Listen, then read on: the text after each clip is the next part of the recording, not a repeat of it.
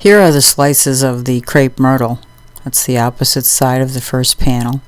And I'm going to join these all up in 4 sides of the box, but I will embed them in a square. I'm drawing that out now, and put resins around it, and then they're book matched, so it's pretty cool how this is all going to come together. It will look like one continuous piece all the way around the entire box, which I'm designing as a humidor, but it has to be a opaque resin, or somewhat opaque, because I don't want to really see that cedar lined box on the inside.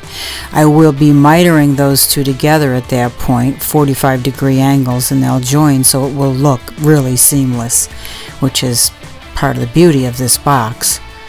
And these are irregular thicknesses, so I have to sand them or plane them or get them all down to the right height before I even put them in, embed them in material.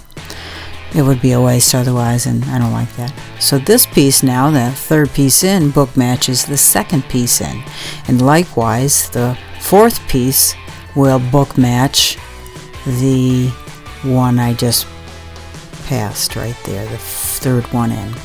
And that end of the fourth one, pretty much, that end right there, pretty much matches the first part right here.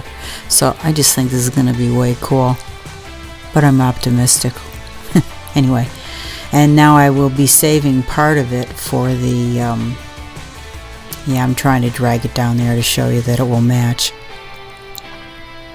And of course I can't reach across the table, so yeah, kind of like that.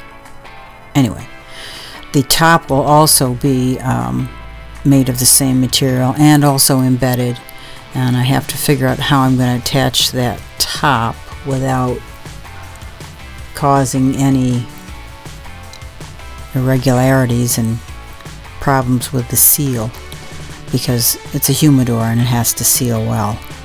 That's what I'm thinking so far, humidor. But you never know with me. It may change. We'll see.